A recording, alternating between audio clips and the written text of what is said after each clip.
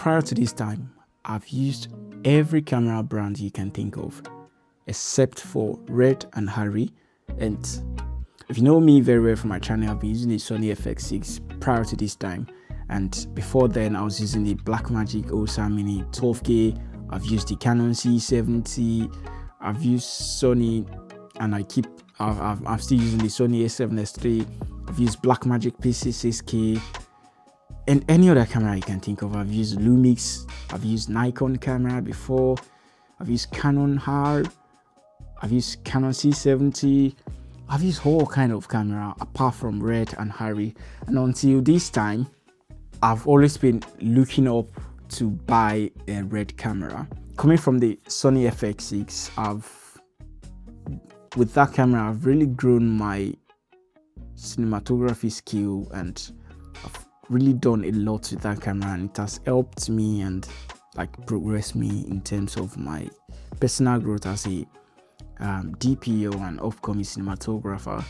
And recently I've been looking into the market for something more into commercials and narrative. I'm not saying the Sony FX6 can do that, but I'm just looking for something way more than that.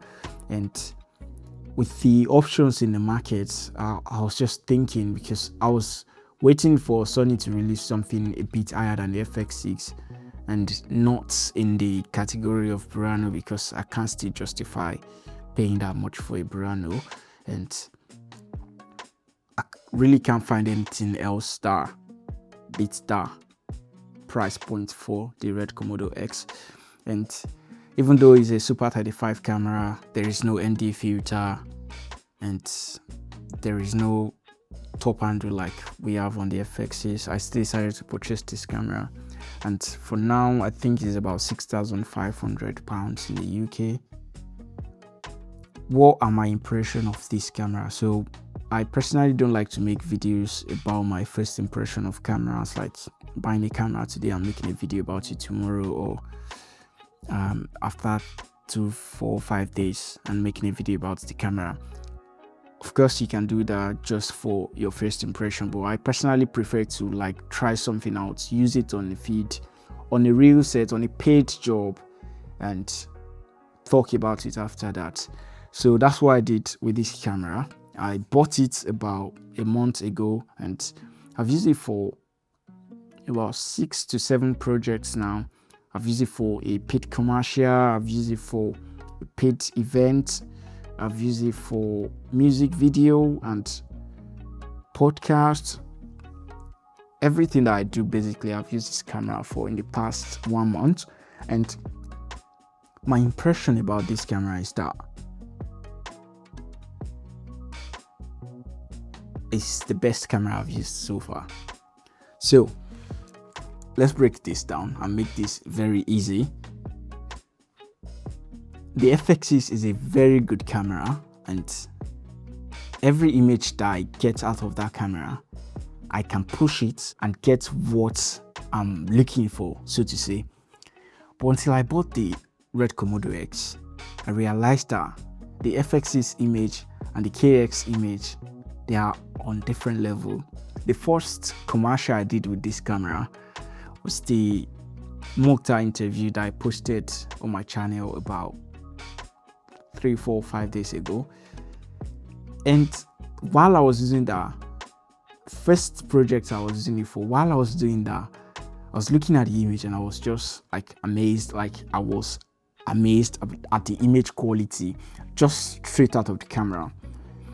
And then I thought that was all. Then I took it into my computer to grade it and to edit it. First, it played smooth on my Resolve, and color grading wise, it was easy, straight to the point. I could push and pull this image coming out of this camera. And most importantly for me, I think the best part of the image in terms of color grading is how you can get details in color. I don't know how to explain it, but every time I try to color grade footage from the Red and I try to push a color beyond what I'm seeing straight out of camera, I keep getting that it's like there is just so much in it than what the naked eye can see, so to say. But I can push this image. I'm not even like the first time I used the camera on a project, I was being very careful about what I'm getting. Like I was monitoring everything just to make sure that I'm getting something good enough to edit in post. But after that time, I used it again for another project. The third time, I was not 100% like into looking at the monitor and making sure that everything looks good, because I was 100% sure that when I get into post, I'll be able to push and pull this image and get it to what I'm looking for. So for me personally, like I said, I've used varieties of camera before now, but in terms of color grading, in terms of the image that I get out of this camera, in terms of how you can push it and pull it in post, I know people talk about the 16-bit, 12-bit, 10-bit and all of that, and sometimes it might look like people are really trying to make things up or trying to put words into this thing and make it look as if it's better than what it actually is. But if you have not tried a Red Komodo, Red Raptor or any Red camera footage before, I highly recommend that you go on their website, download any Red footage there and try to color grade it, and you see for yourself. This is not all about trying to hype a camera or trying to say a camera is better than the other. But for me personally, I've used varieties of camera. The only camera I've not used before, like in terms of brand, is Harry and this Red.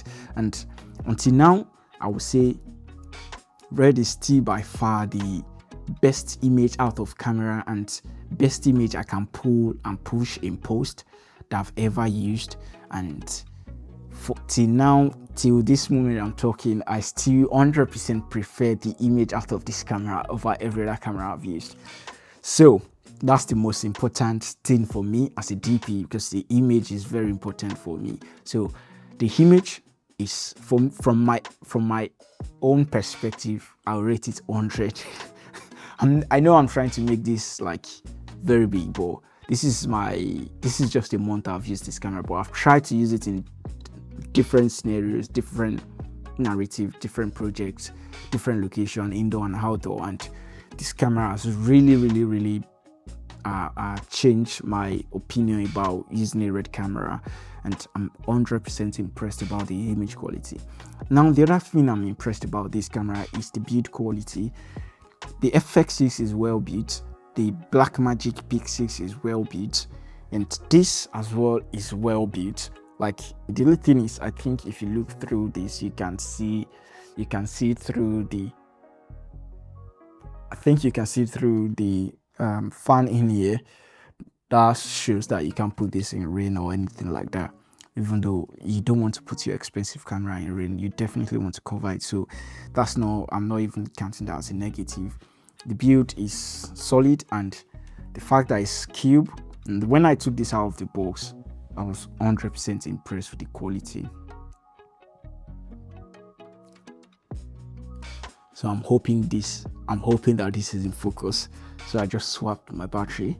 And when I took this out of the box, I was 100% impressed with the body, the way it was built, very small. And that means that I don't like my camera to be too long, because by the time you start attaching batteries and start attaching all these long lenses, you end up having something this long. So I prefer it this short, like this short.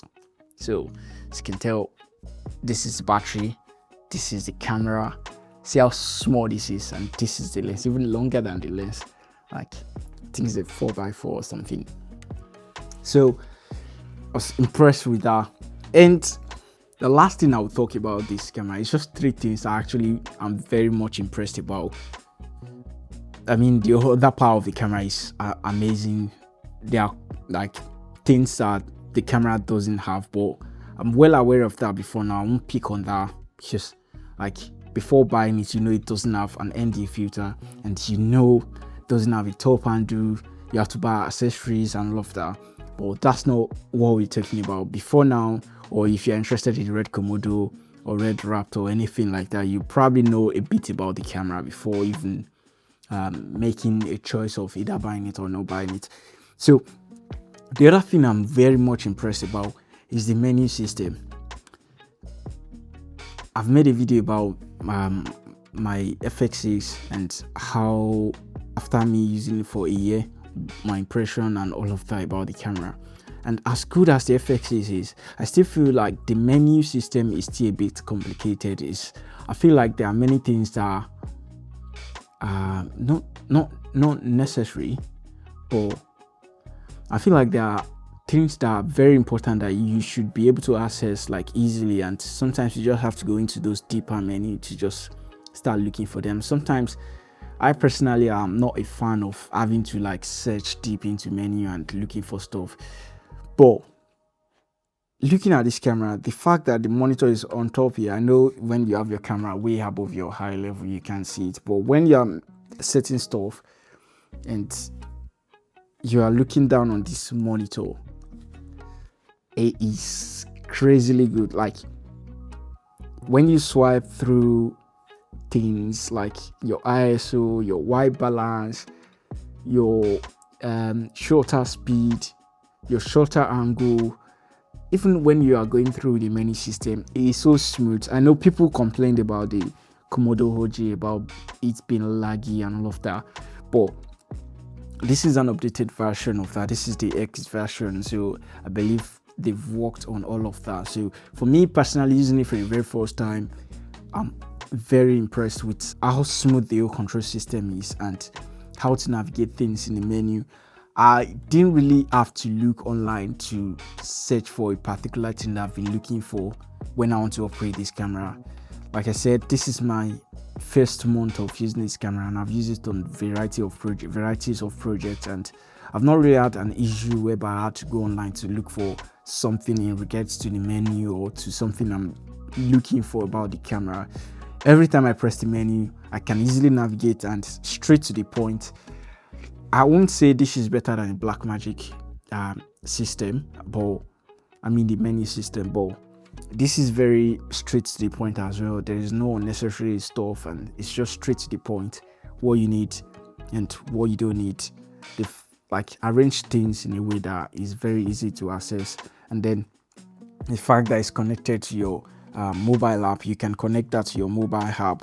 So I believe this by far for me is the best camera I've ever used as a cinematographer or as an upcoming cinematographer, really, because I don't know if I should call myself a cinematographer yet. I'm still growing, I'm still learning, and so this is not a full review of this camera. Just very much impressed about it. For the past 1 month I've been using it, and I'll keep using it, and I'll make more videos about this camera. If you want me to compare this with any camera I've talked about just now, maybe the Pixel 6K or the Sony FX6 or even the Lumix X1 Mark II, all of these cameras are 6K cameras apart from the FX6, which is not a 6K camera. Of course, 6K is not the end of the world, and of course you don't have to have open gates because you can't even record open gate on this camera.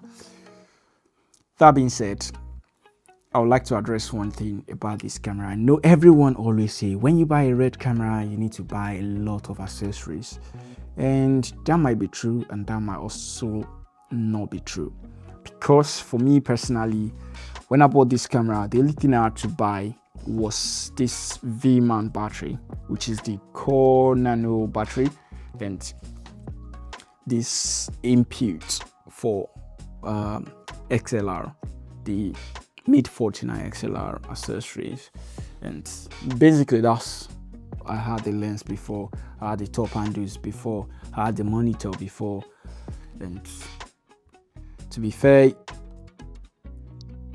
if you have all of these accessories before and they are not too expensive, it's not like when you buy a Red camera. Of course, if you want to buy the Red monitor, which I'm looking at it at the moment, and I don't know if I should jump on it, or if you have any other recommendation for a better monitor, this is the Holyland Pyro 7, which actually works fine.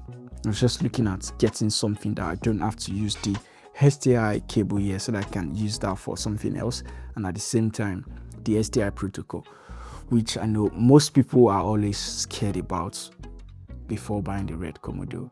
I personally, I was very much concerned about that, protocol thing. And I remember the first day I bought the camera and I was checking it out. So before I could plug my HDI cable, I watched video about it like many times, and even after watching, it's just for me to plug it in, I go back to the video and watch again to be 100% sure that this is on, and then plug it back. And checking it out, same thing. So I was like very much attentive about the SDI protocol. But by the time I started using it for this project, next project, and the next one, I just found it to be a part of me already about using this camera. So I know if last thing you plug in is the SDI into the camera, and the first thing you take out is the SDI from the camera. So basically it's simple, but I know people are I know it's a big thing to be concerned about. If you don't want to deal with that, you can obviously buy the Red monitor, but at the same time, when you want to use like a wireless system, you still have to use your SDI because there's no HDMI on this camera and SDI is the only option.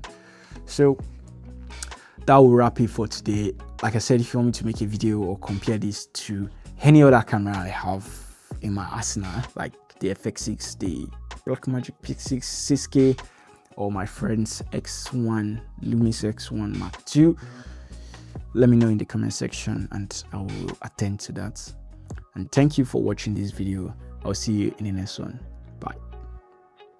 Well, this is me just saying I'm not 100% sure this is in focus, and I might be cutting off my head like this and that.